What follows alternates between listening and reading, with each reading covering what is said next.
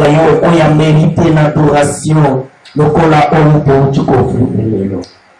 Il est celui qui siège au milieu de louanges et d'adoration. Voilà pourquoi tu peux saluer. Voilà pourquoi tu m'y calmes. Voilà pourquoi tu m'y pèses. Voilà pourquoi tu m'y. C'est toi l'objet de notre adoration. Et c'est toi qui mérites cette adoration. Alléluia, Jésus, merci. La gloire te soit rendue au nom de Jésus. Amen. Amen. Amen. Amen. Amen. Amen. Alléluia. Amen. Est-ce que c'est les amis? Exalé. Alléluia. Amen. Ce que c'est les amis pour vous tenir Yesu maboko, ce n'est pas le nôtre qui nous empêche.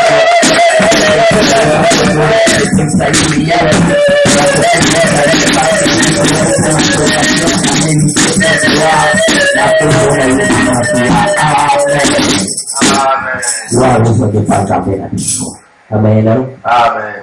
Tupamboli nzambe mpona biso baoyo priye lelo mbabe la vie chrétienne ezali ya combat. Amen. Amen. Ce qui nzamba permettre biso tozala na présence na ye, c'est une bonne chose pour que tozala wana. Amen. Amen. Alléluia. Amen. Nous passer maintenant la parole na biso mokolo lelo. Préparez ma tête. Amen. Amen. Pour quand nous disposons nous sing la propre abondeli pour la parole et pour yoka pour yonzamba chika chika biso. Nous avons la commandance. Éternel notre Dieu, ta parole nous dit que mon peuple périt faute de connaissance. Raison pour laquelle en ce moment, Papa, nous ne voulons pas périr et nous sommes venus pour acquérir la connaissance. Laisse que ton Esprit Saint puisse nous assister en ce moment du début jusqu'à la fin de la prédication. Nous voulons t'écouter, toi le cher Saint-Esprit de Dieu. Car ta parole dit que l'homme ne vivra pas seulement du pain quotidien, mais de toutes les paroles qui sortent de la bouche de l'Éternel. Est-ce que cette parole qui sortira de la bouche de l'instrument que l'Éternel a choisi pour cet après-midi puisse porter des bons fruits dans nos cœurs? Oh, cher Saint-Esprit de Dieu, prépare nos cœurs comme une terre fertile, attendant la bonne semence qui est la parole de Dieu pour porter des fruits. Nous voulons en ce moment que l'Esprit de Dieu, l'Esprit Saint, que tu puisses chasser tout esprit qui ne confesse pas ta Seigneurie, tout esprit de fatigue, tout esprit de vol de paroles, de fatigue ou de malinterprétation, nous les détruisons par le nom puissant de Jésus-Christ. Nous voulons en ce moment écouter la parole de Dieu. Laisse que l'Éternel, que tu puisses oindre d'une huile fraîche l'instrument que tu as choisi pour cet après-midi, qui puisse nous apporter ta parole, que lui puisse s'effacer et que toi tu apparaisses en lui. Nous demandons tous cela par l'unique nom de notre Seigneur Jésus-Christ, qui vit et règne pour le siècle des siècles, et les saints disent Amen. Amen. Amen. Amen. Alléluia. Amen. Zambé Azwalukumu, la Pessibiso, Zambé, merci pour l'opportunité où il y a Pessibiso parce que pendant une semaine, aux alaki musika na Zambé, où il y a beaucoup de patolo tekeye pendant toute la semaine, à Salalika de bonnes choses à Zati. Mais par la grâce de Dieu, c'est Dieu là à permettre que nous, tous allons quand même la bonne vie. Pour tout à la ressource au colonel. C'est pour cela que nous sommes reconnaissants envers ces dieux pour avoir bien fait au Yazali Kosala. Bon, la reconnaissance, c'est une chose très importante que nous avons à l'Indaka. Pambate, à nous soyez reconnaissants. À nous de mauvaises choses, mais de toutes bonnes choses. C'est-à-dire que quand Dieu fait quelque chose de bien, il faut tous à la ligne reconnaissant. Amen. Amen. Et comme même la reconnaissance, c'est comme la carte de la Bible, ils ont dit le prêt au Jésus-Christ a contenu la bango, et après il a conquérir bango, la Bible le dit, mais moi, comme Azalaki reconnaissant, il est retourné chez Jésus. Pour ça y est, pour la merci. Mais Jésus a posé une question très importante, où les autres. Alléluia. C'est-à-dire, pour les autres, Jésus n'était pas important. Mais ce qui était important, c'est quoi? C'est leur guérison. Comme on a guérison, Jésus ne peut pas hôpital. Nani oyo munga na biki saye après que nanda kwa songa yego bisaye docteur na zongi pora yego bisaye que merci parce que obiki sakinga moto to alobaka c'est son travail ya wende moto asala bien. Mais notre Dieu aime la reconnaissance. Et quand vous allez reconnaître que ce que vous allez vivre à sa cause de lui, c'est ça, vous allez du bien. Amen. Amen. nayebi kelo tozalaki na série moko toza kobanda oza bachakinga na cœur ozalaki intitulé bâtir notre être intérieur.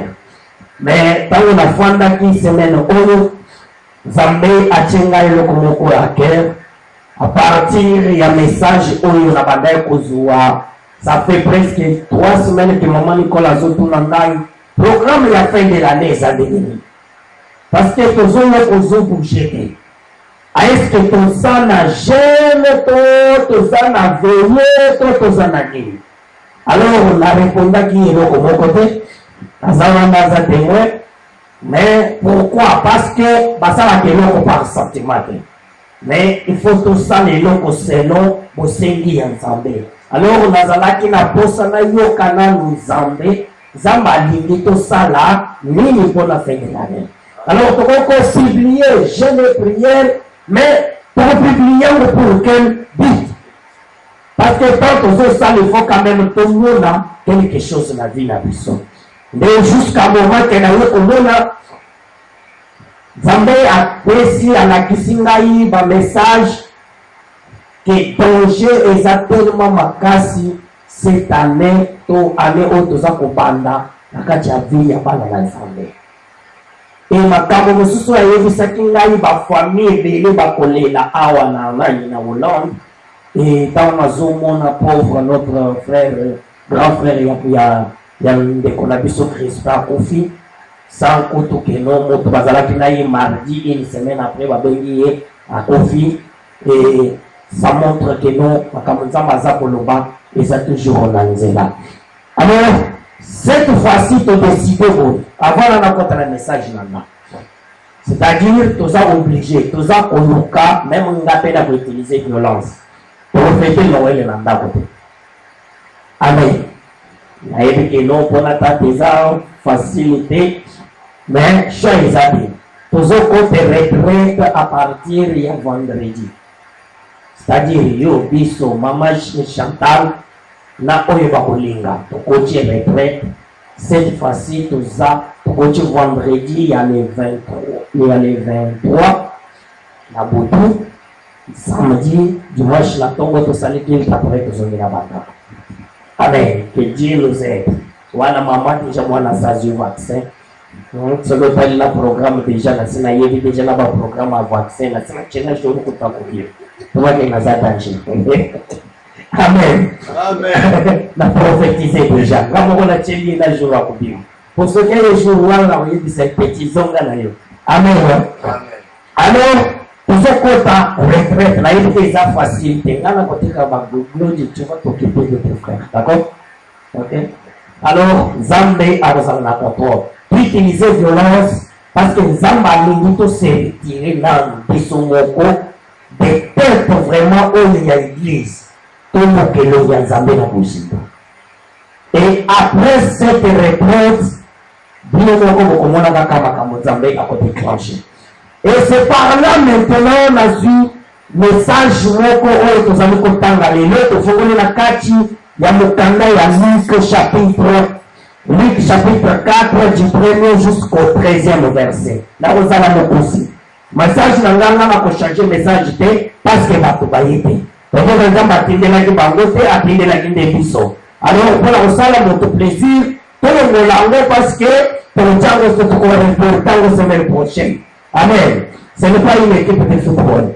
Alléluia. C'est la parole de Dieu. Tofungoli na kati ya mokanda ya Luc papa. Tofungola biso Luc 4 du 1er jusqu'au 13e verset et nous la biso.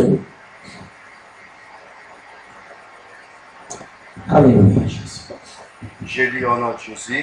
Amen. Jésus remplit le Saint-Esprit, revint du Jourdain. Oui. Et il fut conduit par l'Esprit dans le désert, Mhm. où il fut tenté par le diable pendant 40 jours. Mhm. Il ne mangea rien durant ces Ce jour. jours-là. Mhm. Et après qu'ils furent écoulés, Oui. il eut faim. Le Mhm. diable lui dit, si tu es le Fils de Dieu, Mhm. ordonne à cette pierre qu'elle devienne du pain. Oui. Jésus lui répondit, Mhm. il est écrit, Mhm. l'homme ne vivra pas du pain Oui. seulement, mais de toute parole de Dieu. Oui. Le diable l'ayant élevé, Mhm. lui montra à un instant tous les royaumes de la terre et lui dit, je te donnerai toute cette puissance et la gloire de ce royaume, Oui. car il m'a été donné et je la donne à celui que je veux. Oui. Si donc tu te prosternes devant moi, elle sera toute à toi.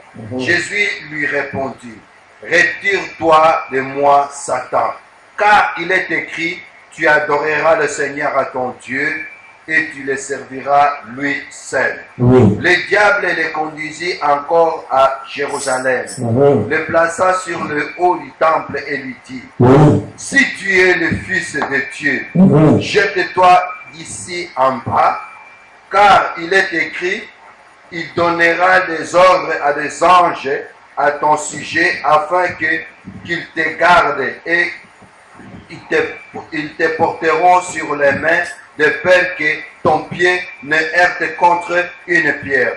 Jésus lui répondit, il est écrit, tu ne tenteras point le Seigneur ton Dieu. Oui. Après l'avoir tenté de toutes ces manières, le diable s'éloigna de lui jusqu'à un moment favorable. Amen. Amen. Père, laisse que ton Esprit Saint est guidé dessous. Et que là, dans seulement Saint-Esprit. Monoko na ngai kangama me monoko na leo ifunga mapetelo ba akombola Yesu. Amen. Amen. Amen. Amen. Mais bien aimé, tutangi passage moko merveilleux. Soki déjà tutangi na message na uchi kopesa moto to comprendre eloko na itolo. Parce que Bible ebongi ete ntango tozopesa teme moto to comprendre déjà place nini tozali kokende. Alors, awa tozali na histoire moko après 30 ans ya Jésus. Bazwi Jésus-Christ et pas Jean-Baptiste. Bameni ye na Jourdain mpona kokende maintenant kobatize ye. Toyebi histoire ndenge Bible eza koloba après ya kobatize Jésus, Bible elobi na biso likolo efungwamaki. Mais na kati ya Bible nayebi na kati ya mokanda Apocalypse eloko moko Jean elobaki très important. Jean, boyebi ke Jean atambola na Jésus. Jean baptisa Jésus. Mais ntango ezotanga na Apocalypse ezoloba Jean amonelaki Jésus maintenant d'une autre façon oyo ye kutu ayebaki lisusu te. Parce que bato ebele bakroyaka Jésus toza komona yango wana oyo azali oyo biso toza koimagine. Jean atambelaki na Jésus.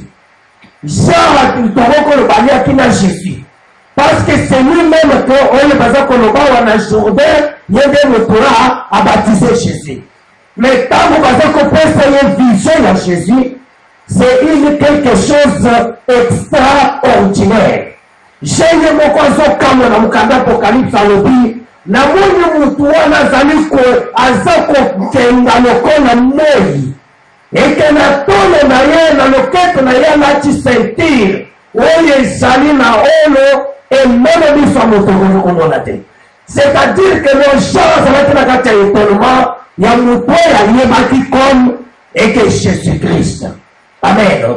Et cet homme Jean-Baptiste qui a eu la grâce de baptiser Jésus, après baptême de Jésus, dans le verset 4, Bible est la biso, Jésus s'est retiré.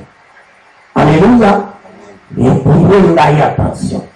Jésus a fait quoi? s'est retiré. C'est-à-dire, tous les jours, pendant 30 ans, Jésus était là, il priait, mais jamais il s'est retiré. Mais après, d'abord, quand il a baptisé, Jésus a compris quelque chose. À comprendre que maintenant, c'est le ministère qui fait quoi? Qui commence. Mais pour que ce ministère ait soit impact, pour que ce ministère ait l'agréable par sa mère, qu'est-ce que je dois faire? Il faut que je me retire. Qu'on se retirer à Jésus, il n'était pas parti parce qu'on va le dire, il est parti dans le désert. Dans le désert, là où il n'y avait pas d'eau, ni même de vivre. Pendant 40 jours, la nuit, qu'est-ce que Jésus était parti faire? Lui qui était le Fils de Dieu. Hier, il connaît fondamentalement, on a dit, voici mon Fils bien-aimé, croyez en lui. Alléluia. C'est lui que Dieu lui-même a montré son doigt, que celui que vous cherchez, c'est lui-là. Alors, cet homme qui avait toute option, tout pouvoir en lui, a se retiré. Pourquoi? Parce que, à ce qu'on va quelque part, je ne fais pas. Il n'y a personne qui peut me donner d'ordre. Mais moi, je fais seulement la volonté de mon Père. Alléluia. Amen. Il n'était pas. Jésus était messager, mais son message dépendait de ce que son Père avait développé. Alors, c'est pour cela que Jésus s'est retiré pour aller quelque part. Mais plus présent qu'on le voit, Jésus s'est retiré et Diable faisait quoi? Le suivait. Parce que la Bible le dit à nous, Jésus partit au désert. Pour faire quoi? Pour prier. Mais au début, le diable aussi fait quoi? Il fit tenter par le diable. Et le dit où il fit tenter par le diable pendant combien de jours? 40 jours. Amen. Jésus était parti pour jeûner pour combien de jours? 40 jours. Et le diable aussi était parti pour le tenter. C'est-à-dire chaque jour que Jésus jeûnait, priait, le diable était là pour lui tenter. Mais la Bible a dit quelle est la tentation de passer Jésus? Mais Jésus, Bible a dit non, maintenant mon ministère est bâti. Et Seigneur, que non, il y a des seules personnes qui peuvent donner l'impact de la puissance en ce ministère, si ce n'est que Jésus, Dieu lui-même. C'est pour cela qu'il faut que nous mais se connecter à Dieu, mais se connecter à mon Père, pour qu'il nous donne la force, pour qu'il nous donne la direction, pour qu'il nous dirige après tout on y a principal. C'est ça le but que Jésus a quitté la découverte. Mais pendant ce tout le temps-là que Jésus faisait ces choses, Diable était à côté de lui. Mais quand tu es à côté, tout ça, Diable a essayé. C'est-à-dire, pendant ces 40 jours, Diable a essayé d'abord, il y a une stratégie, comment on a pu ça, Jésus. Alléluia. Amen. Sache que la vie n'a pas besoin. Chaque jour, surtout, je parle là-bas au évangile Nzambe comme Seigneur et Sauveur. Parce que si tu ne crois pas à Dieu, il y a que non, tu n'appartiens pas au monde de Dieu. Diable n'a pas besoin de toi. Voyez bien pourquoi Diable a attaqué Jésus. C'est parce que les cieux, il faut vraiment qu'il dit que voici, c'est-à-dire que non, tout le temps, Diable a rendu au temps, c'est pour cela que le baka. Diable a fikiri ya motu te na devinaka. Parce que pendant 30 jours que Jésus a tamaki, le 30 ans pardon, ayebaki te que non, c'est lui là le Fils de Dieu. Abandon comme cela. Alléluia. Amen. Donc on dit que ça n'est pas chrétien, mais parce que le ciel n'est pas encore ouvert, moi le diable attaque yo, les affaires. Azako Lukayo, ayebi que il y a quelqu'un qui va continuer dans la vie à l'aide. Pendant qu'on recevait lui à l'aide. Mais comme l'homme était, voici cet homme-là, c'est lui-là. Alors, Dieu a dit pour le moment, nous allons avoir combat à Méké. jusqu'à un moment que le ciel est confondama. Et la voix de l'Éternel est qui tient le dit, voici mon fils bien-aimé. Diable a le dit, ah, cet homme on a battu pour le cas. Alors maintenant, Jésus a commencé les jours de Chirupin. Et il a dit à cet homme, à Sali, il se souvient, à quel il se souvient dans le désert. Comme à quel dans le désert,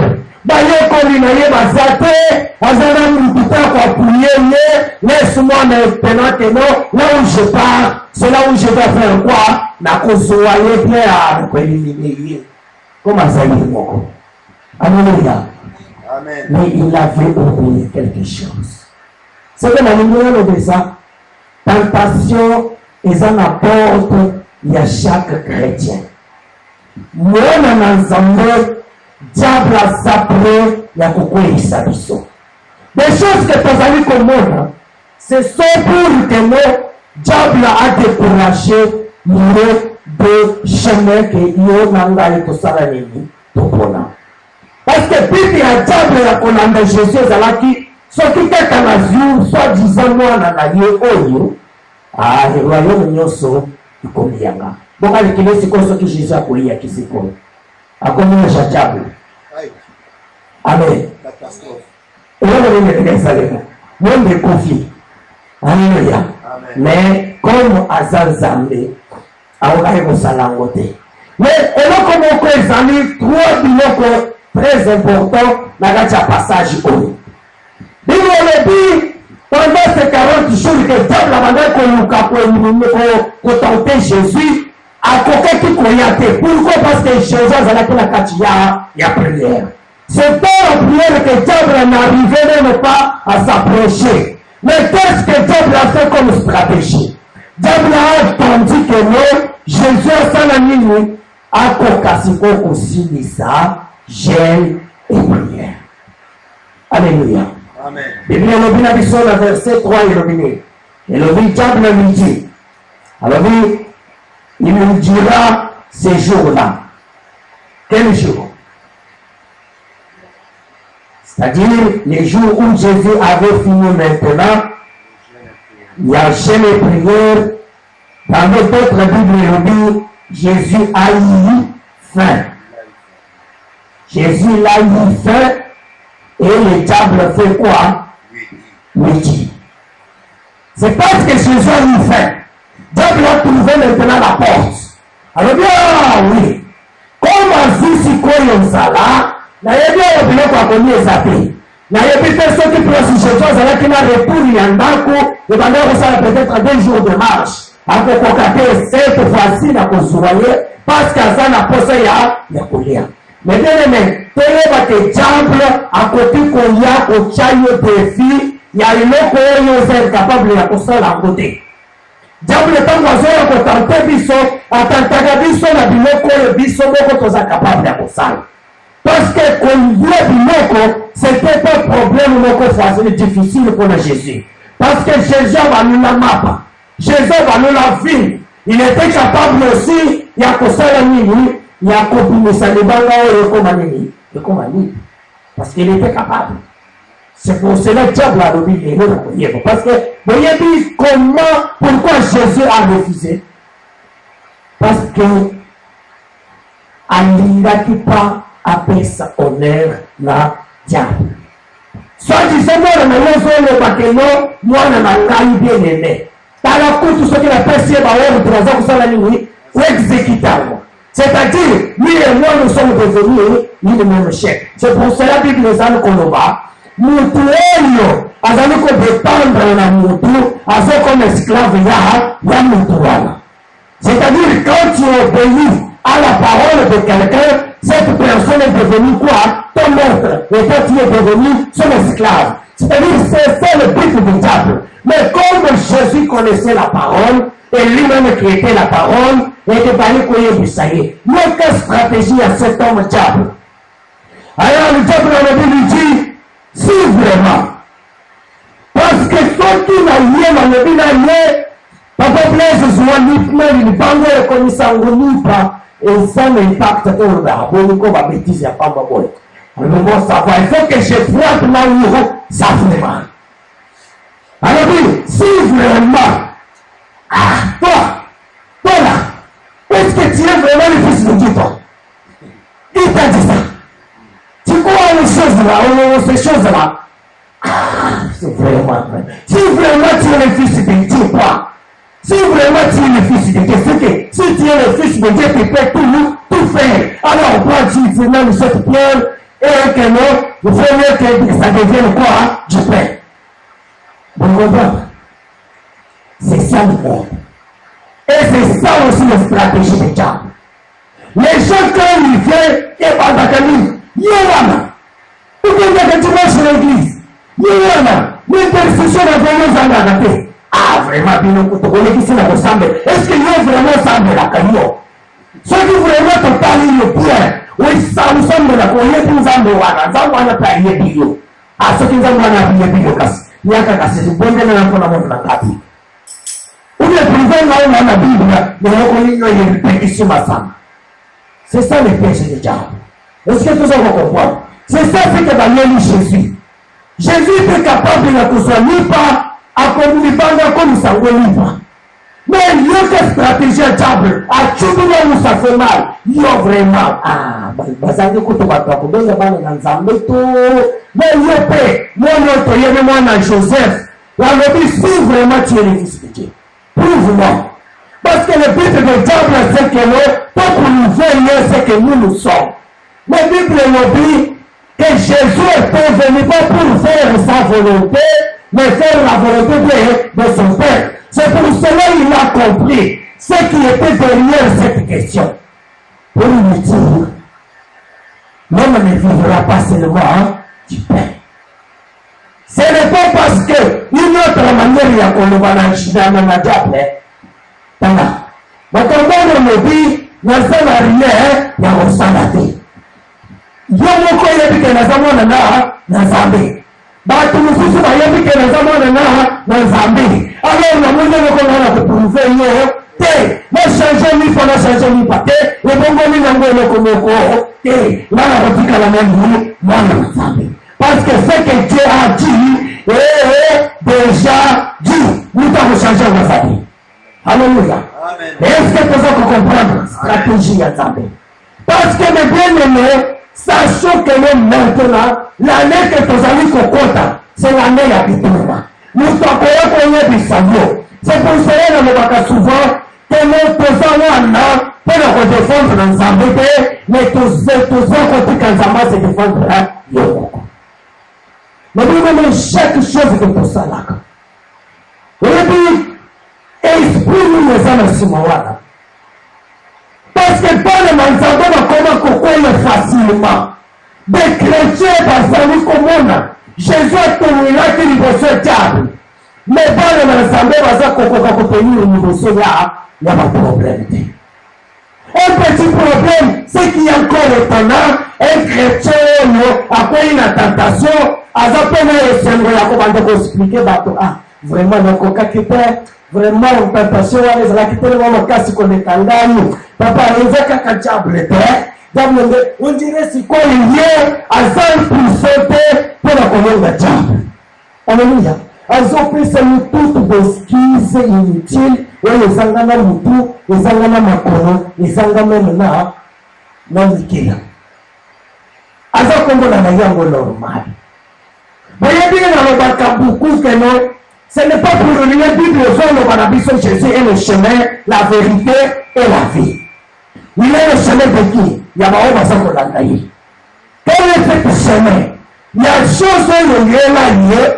Alors, si moi je suis capable, il y a combien de bino koala, bino pas capable, il y a que ça la nuit, il y a combien d'années. Calculez que même Jésus, c'est un vrai qui nous fait le corps à sauver. Nani alinyanga nje masiko yote no, batatation mutako koloka. Amen. Mutoko te. Parce que alivia, yeye zanzanga afanje na ile kolokuna. Est-ce que diable la salaka na taya ndoke ndoko kotampo yokuno. Mais il nous a prouvé que vous avez une modèle à suivre, c'est Jésus. Parce que les gens la bino, les ciel là déjà. Mais comme il y a l'homme qui, il ne peut pas être capable là, il y a qu'on Mais bien aimé, Bible le dit, Zamba appelle ceux qui sont libres à l'arbitre. C'est-à-dire, tu es même chef, il y a un moto. Il y a un oui ou il y a un non. Mais bien aimé, il faut être indépendant. Mais quand il y a vie chrétienne, vous avez dit, dépendre. C'est ça ce qui fait que nous, vu la boussole moyen avancée, c'est pour cela que Dieu m'a donné ce message. Pour nous dire, d'abord, il faut se retirer. Il faut se retirer, chercher la face de Dieu. Mais sache que non, en sortant de cette retraite, en sortant de cette moment de prière que vous allez faire, diable vous tapera. Voilà que vous pouvez. Voilà que la disabino. Est-ce que bien vraiment, vous avez envoyé bien vraiment, est-ce que yo, ce qui vraiment va tuer le dossier à moto. Au bas de la bête, ils ont mon ami, pour n'a jamais la salango. Donc c'est ça, mais il faut diable la tuer la commission. Mais Jésus a dit, je n'ai rien à te prouver. Parce que nous, tout est à faire le banayo. Mais il y a toujours chaque chose que vous avez pour ça, j'ai compris quelque chose. Et là, que tout ça pour ça, il faut dire. Nazo salango pour quelle cause? Amen. Donc, c'est le bilan qu'on donne pour la cause inutile. Il faut faire un miracle pour notre mettre la gamme à bon. Ils en ont rapporté. Parce que chez la télé, le dit, ce qui fait tant que ma chrétien, grand homme de Dieu, il faut que nous, et ça la cause. Naza na présenter. Comme déjà tu sais que Naza grand homme de Dieu, c'est-à-dire, yo yebi, zamba yebi, diable peut assassiner, a yebi, j'ai rien à prouver. C'est pour cela que nous avons dit, nous je vais la cause au bande de discussion ma camanzabe, Naza pour tout le monde. Amen. Et nous ne pouvons pas que non, na yebi pour malobi. Non, Naza n'a pas été. Pour yo tika na position na yo. Ngana tika na position na nga. Mais essentiel le yebi que non, zango na zo bonde la ya le sauve. Alors là on va la discussion dans le Coran. C'est ça que Jésus a fait. Alors quand il peut eloko akoka ko se justifier na diable muni le bango yele kimunene soko yele kinga ya taba Pierre oye uchi na kati ya Barcelone wana ngana changeango parce que ça na ba forme kabila gâteau mais Jésus a zongissié à la parole. Mais bien aimé, diable tellement il est dédié à tout qui Jésus a dit. Accueillir la deuxième chose, à sa ligne. Alors dit diable en verset 5. Alors dit diable l'ayant élevé lui montra quoi? Un instant tous les royaumes de la terre. Très important. Satan a tombé à la kishiye mokini mobima. C'est quoi? Alors dit, et lui dit, si tu donneras je te donnerai toute cette puissance et la gloire de ce royaume, car il m'a été donné et je la donne à qui je veux. Si quoi? Si donc tu fais quoi? Tu m'adores. Alléluia. Alors puis cet homme la moni likamwa libanga nzala na monya zana ngoma kasipe. Maintenant la kusuwaye. Bible le dit, tu adoreras seulement un seul Dieu. Et il savait déjà que c'est écrit aussi quelque part, je suis un Dieu jaloux, qui aime partager ma gloire avec personne. Et que tout le monde qui s'est incliné devant le prophète de Baal, Bazalaki nous consumé par les faits. Alors maintenant il dit, maintenant la question est tout le bien fait. Maintenant, on veut dire diable, ce qui a l'ongio, na orgueillité, ce qui a l'ongio, na babylone kwa mité, diable a koumukasiko anakisayo gloire komoki. Mais tu vas comprendre que gloire à moquer les amis. Gloire à moquer les amis, il faut dans la voiture, gloire à moquer il faut dans la non. Gloire à moquer et salut et non diable akozwa yo kaka na eloko ya moke oyo yo oza nango. Alléluia. Comme peuple, diable azali azali tango azalaki peut-être célibataire azalaki kourage na kati ya mbongo bonde. Wana azangaka te ata neige koyaza mais luta bala nana tante fo natikala na madame na ndako. Diable apesi ye gloire ya moke. Siko alobi soki adorenga nazwi mwasi wana oyo fo vandaka na ndako watoraka ye omonaka ye. C'est des choses oyo basali Jésus. Bameni Jésus na kati ya ngomba mais diable comme aza na ye assassin pe mutu na ye esalaka bien te alors azoloba keno orayoni oyo nyonso bapesa ngango napesaka yango mpe na oyo napesi. Sikoyo comprendre pourquoi tolobaka diable connaît comment manipuler le monde. Alléluia. Parce que ce que tango la Bible nous dit malheur à vous la terre. Pourquoi? Parce que le diable est descendu avec une grande colère. C'est-à-dire, Dieu est resté dans les cieux et le diable est descendu sur la terre. Zama pesu kende na mokili sala enyo suyo olini. Mais yela ke mokolo ya soka ekosala. Alléluia. C'est pour cela dans ce monde bato ebele baza na facilité ya kokwela moboko ya diable. Parce que bato tellement zama sala biso nzoto charnel elingaka toujours gloire ya mokili ke gloire ya bato ya nzambe. Parce que gloire ya nzambe emonanaka te mais gloire ya mokili yango nde moto emonanaka babandi kotombola ne na tipoi mokubwa yembelani soki gramo pao mutu na ndenge ye wana yende solution yende mutu asala biso wana nde bato balobi biso nde bato marika bakombo lokola nazotala na kongo mikili mosusu azoya alobino ngai naza le grand seigneur de sable. Alléluia. Navandi na lobi yango grand seigneur de sable. Sikoyo eske bayebaka bamo wana bazoloba mosusu alobi ne plus Dieu que Dieu lui-même dans les habits. Nalobi yango sikoyo c'est-à-dire yo nde moto ocréate ici oyo basalela ile namba alors sikoyo moko oyo créé mpe na modele na yango otongi yango kasi parce que il est plus créateur que Dieu de la sable.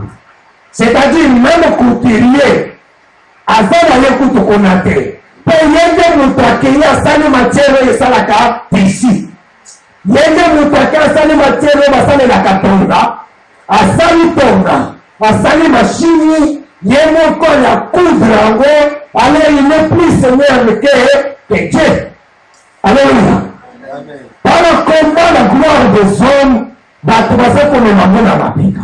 C'est ça ce que maintenant diable abandaki kolinga que ferme Jésus aloba oui maintenant nazokoma c'est moi le maître du monde. C'est que ça na ngala kotingela yo moto okufi mbala moko. Mais Jésus a répondre diable alobi boye alobi car et il m'a été donné et verset 6 à verset 8 il dit Jésus lui dit lui répondit il est écrit tu adoreras le Seigneur ton Dieu et tu le serviras lui seul. Alléluia. Amen. Il va deux mots. Mot adorer et l'autre mot c'est quoi? Le service. Alléluia. Amen. C'est-à-dire, Bible à diable, c'était pas seulement que Jésus l'adore, mais le but de diable c'était que nous sommes à servir. À comme serviteur il y a diable. Pour que nous, on ne soit pas le sala, on va nous sala ni au sala. C'est pour cela, ne soyez pas étonnés quand on se un sorcier, azi papa na yoto maman na yabiri. Parce que la femme est là au service de son maître. C'est que maître na ya lobby a tes salués passe. Mais comme les autres dépendent de mon côté, qu'est-ce qu'il va faire à Kosalilanda? C'est pour cela que moi, mon tuboko, on va dire quoi, qu'on a maman na yoni, la cause y a gloire à moki, azu maman pessi na kiss. Pourquoi? Parce qu'il est devenu le serviteur de son maître. Ce que son maître demande, il y a pour ça la mais à Bossana que nous connaissons.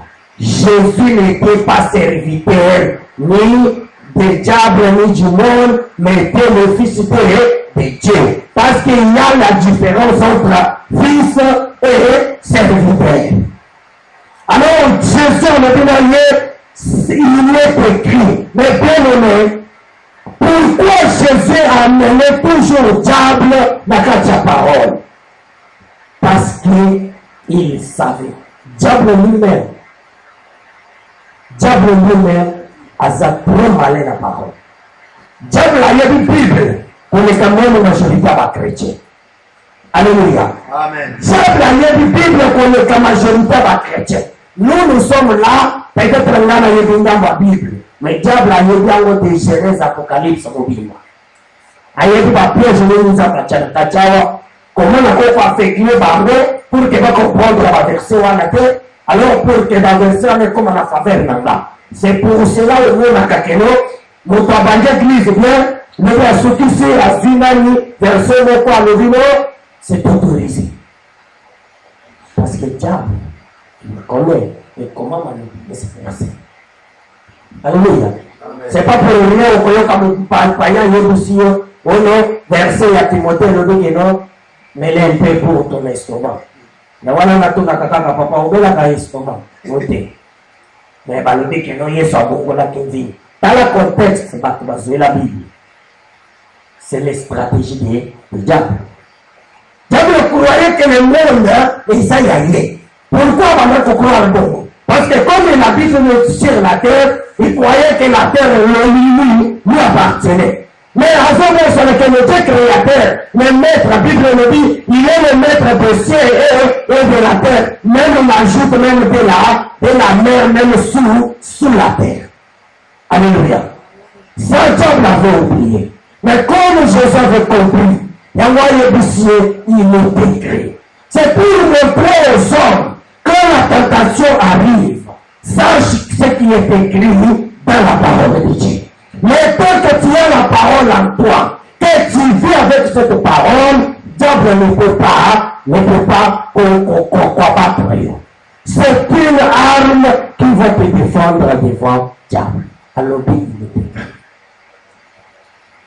Dieu est jaloux. Dieu ne partage pas la gloire avec personne. Alors, mon serviteur spirituel, tu m'as servi dans les petites choses, et voici maintenant je t'envoie dans les grandes choses. Vous comprenez? Mon adoré et le mot serviteur. Diable a dit dernière chose. Alors, Dieu a sa tête.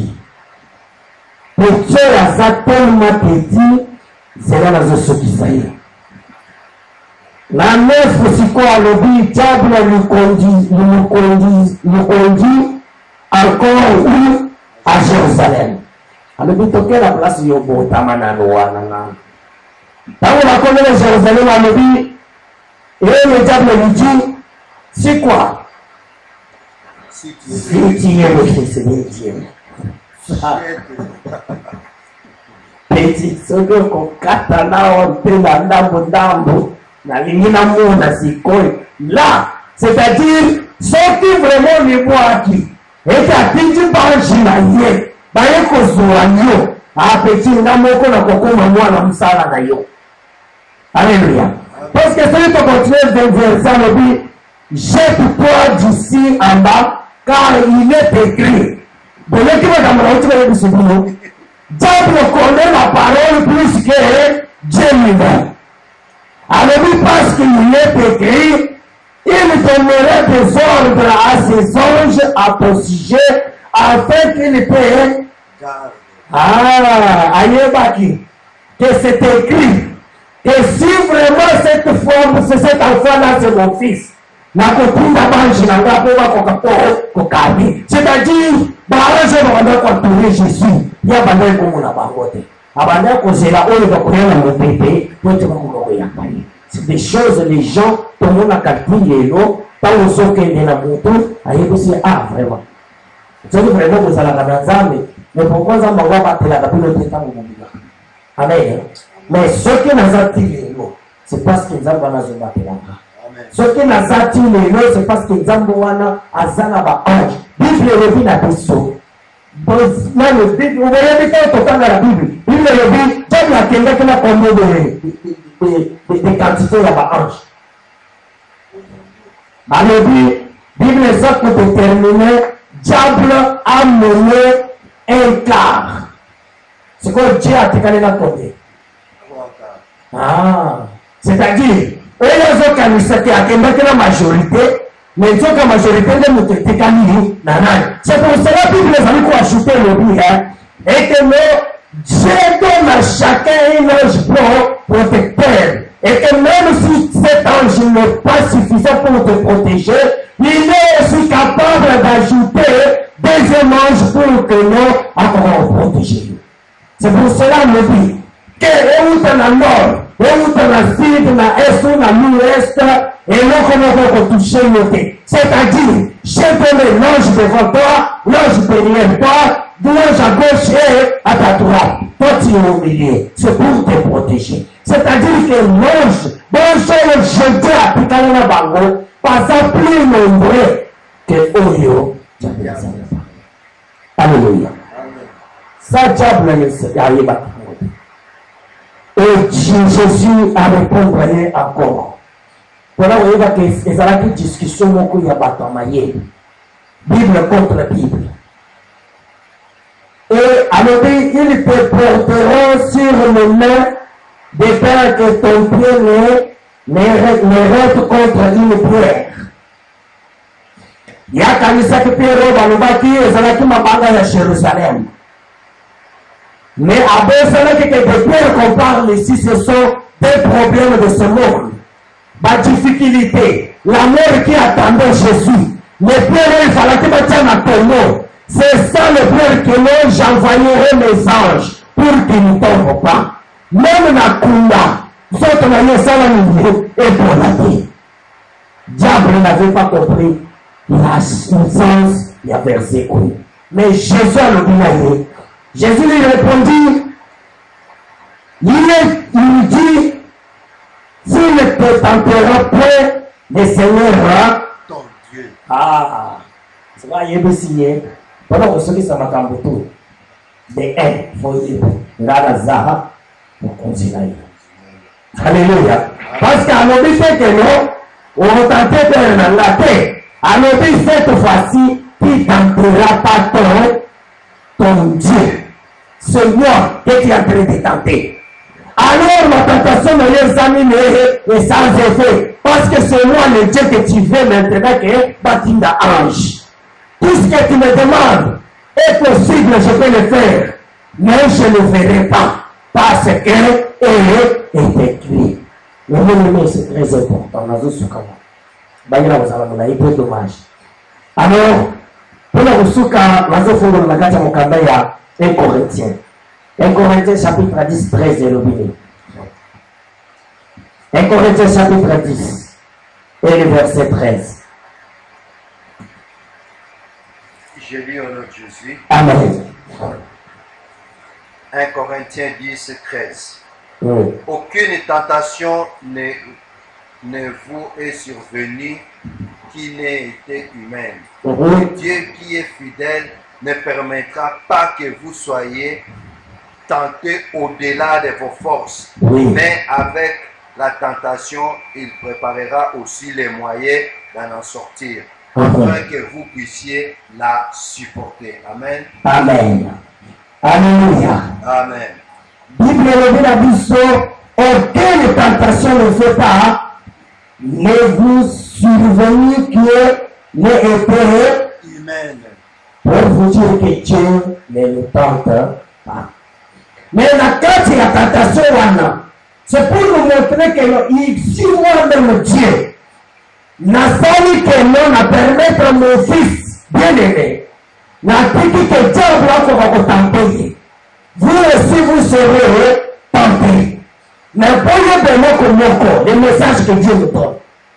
Voyez que dans cette tentation, et qu'on ne s'est jamais tenté au-delà de notre force. C'est-à-dire une autre version biblique qui nous dit au-delà de votre foi. Vous ne serez pas tenté au-delà de votre foi. C'est-à-dire, diable peut te tenter, mais Dieu te donne la force de répondre et de répliquer à diable. Comme Jésus à Salakiango. C'est ça, parce que Dieu, Jésus était au-dessus à diable. Comme aussi les problèmes, les difficultés que tu as, Dieu peut le permettre, mais dans cette difficulté, il t'a donné une intelligence et une sagesse pour que tu t'en sors, pour que au-delà, il n'y a pas de problème. C'est pour cela qu'on dit, aucune tentation que vous allez au-delà. Mais Dieu lui-même ne vous laisserait pas. Même quand Jésus parlait, et j'ai compris quand on entend ce qu'on passe à jour, ce n'était plus Jésus qui parlait, mais c'est son Père qui parlait en Jésus. Parce que quand on a quelqu'un qui parle de votre Père, peut s'en la force. Nous savons que si on a une qui m'a cassé, nous sauvons mon tourner. La facilité, peut s'en la casse. Et cette parole est entrée. Pourquoi? Parce que Jésus sait ce qu'il dit. Dans la vie, ici, de temps en temps, il faut que se retirer. La présence ensemble. Loin de distraction, il y a moqué. Loin, il y a bilobé, il y a moqué. Loin, il y a souci dans nos moqué. Alors, cette chose que nous avons ça là, c'est pour la première fois l'église. La biso, tout ça, la retraite. Alors, il y a femme de valeur, vous avez biso. Mais, biso moko. Et nous avons la conviction. Si que non, diable nous a tenté pendant 2011 et 2013 et 2012, pardon, nous ne serons pas tentés. Parce qu'il a dit que la la retraite, c'est-à-dire, la tongo, aux années exhortation, aux sala moto na moto azopesa biso na passage de développer yango, c'est une occasion de comprendre que vous il y a prière et il y a combat spirituel. Et vous allez vraiment la prière. Le temps que vous aussi, ça les 25 cultes la biso vous allez la tongo. Pour que tant que vous aussi, ça m'a la moko de prier ensemble, notre amourazongi nanda konaye. Et je vous assure. Je vous assure, là, n'a été pourquoi. Nous avons passé yango. Pour dire que l'anglais, ils allaient dire que votre chaîne il y a 40 jours. Après, tu as la veillée, la besoin de que ton message avant de faire l'année. Mais la foi, dit, la même moment, Nicolas, Babane, Kolobane, Banda Kokotate. Parce qu'il n'a pas de sentir le Katimanga, conviction que tu fais génie. Et jusqu'à un moment, on voit le message Oyo et Zambani Bissingaï, il faut se retirer. Et na se retirer na fungo li Bible nanga na tangi makambo bakumya na lobi photo partager et thème na biso to chango na no parce que bita Nzambe ils ont préparé fin année et l'année prochaine.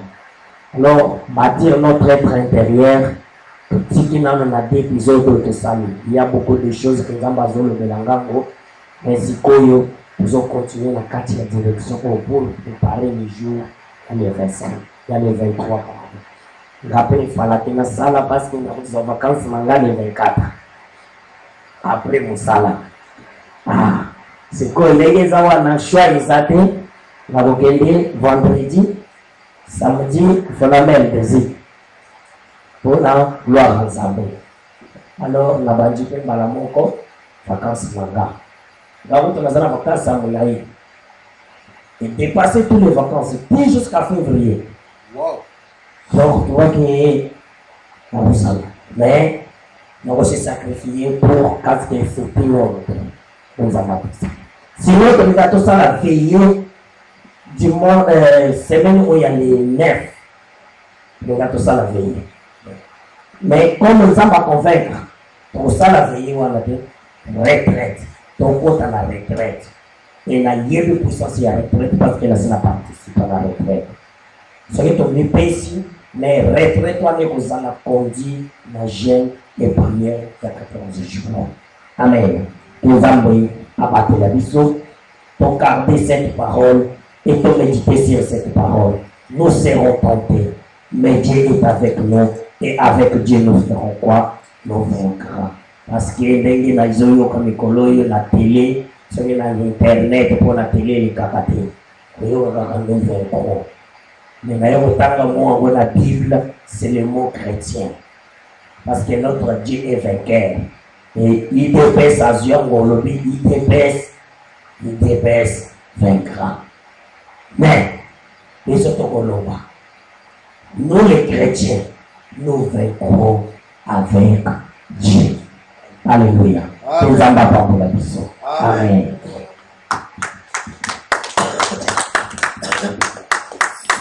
Amen. Amen. On est là sous la mission. Pour pesi ba offrande yo tonani lelo pesi manango tuzo sala prière ya suka na kombo na Yesu Masi. Topesa offrande. Apportons dans la maison Dieu des offrandes. Là c'est la paix ba offrande ya fin de l'année. Tout le temps sango vraiment les premiers. Parce que là il va les premiers pas pour lire. Les premiers, ils sont